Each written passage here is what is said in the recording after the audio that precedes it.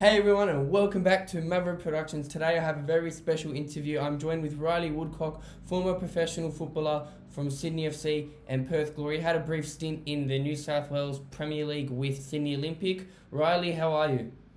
Yeah, very well, mate. Thanks for having me on. Very excited. Yeah, no worries. So, obviously, before we get into it, tell us who you play for now, if you still play football, and what you get up to now that you're retired. Yeah, cool. So still playing football. Not retired just yet, but still playing football in the WA MPL for a club called Coburn. Last year had a bit of a stint in the Sydney MPL with Sydney Olympic. But yeah, started the season with Coburn last week, but now we are like every other grassroots football on lockdown for a month, unfortunately, so no games. But yeah. Alright, so yeah, I thought let's get started. So my first question I have is that you were plagued with unfortunate injuries. What advice do you have for players who look to bounce back from injuries? Oh, look, obviously, every injury circumstance is a little bit different, and guided by your physios and stuff, do your correct rehab. But I guess the biggest piece of advice I have is, injuries will come and they'll happen and then they'll go. So just bide your time. You're gonna be fit again, whether it's 12 months down the track or 24 months down the track. So just don't lose your love for what you're doing and do your rehab correctly. Exactly, never lose it, never lose it. Although you didn't make any appearances at the professional level, who was the player who taught you the most about your position?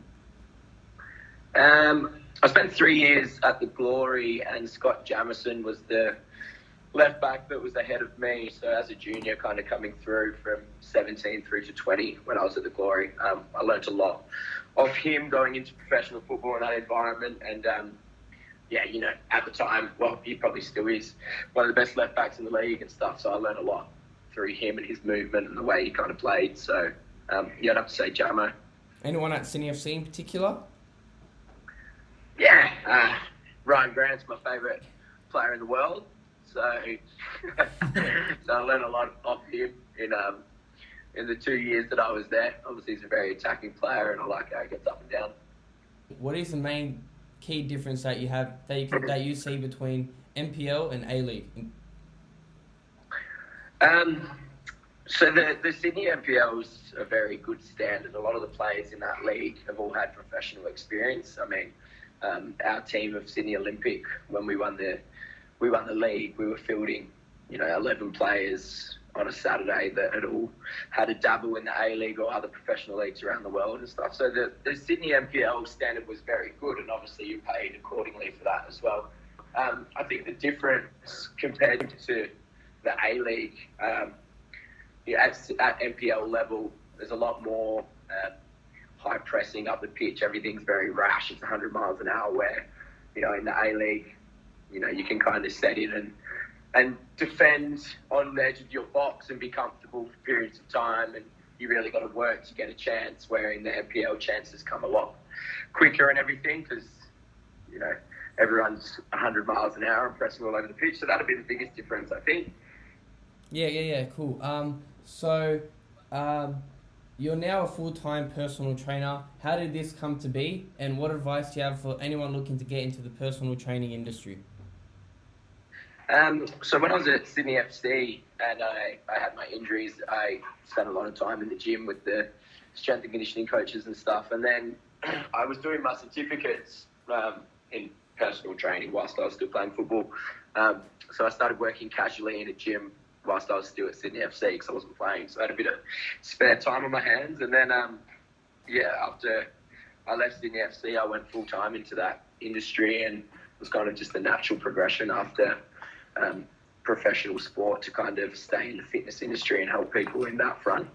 Advice for people getting into it: look, obviously, there's heaps of information out there, so just educate yourself, try and learn as much as possible, and expose yourself to as many different training techniques as you can, I think, in the industry.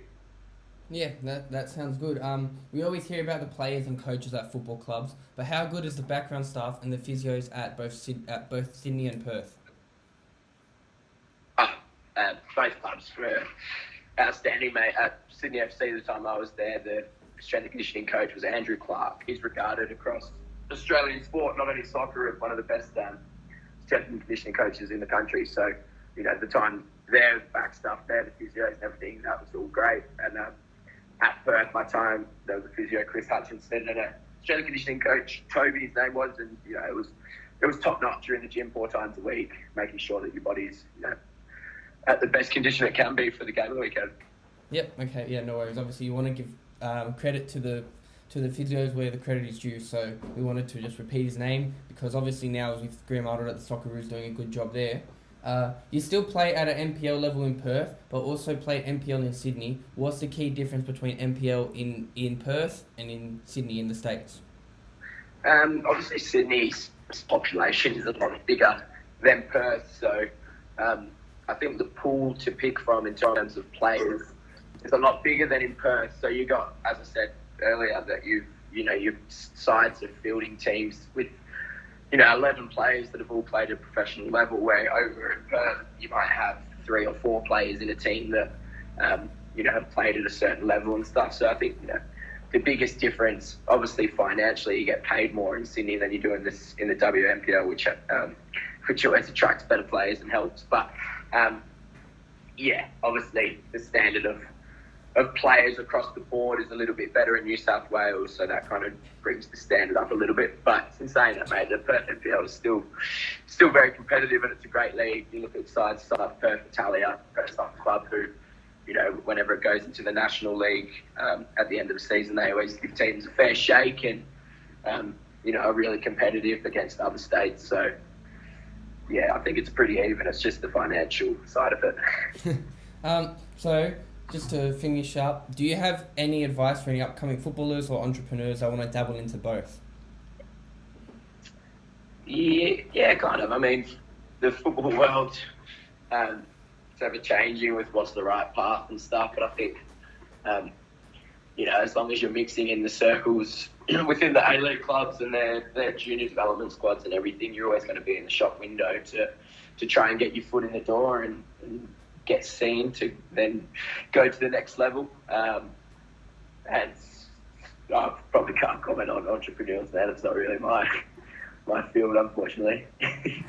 Yeah, no, that's fine. I just thought because you have the F45 going on that you could comment just a bit on that. But well, actually give us some advice on people that want to start up a gym or want to get more into a more gym routine. Give people advice on that and how they can work to make their bodies more stronger and better.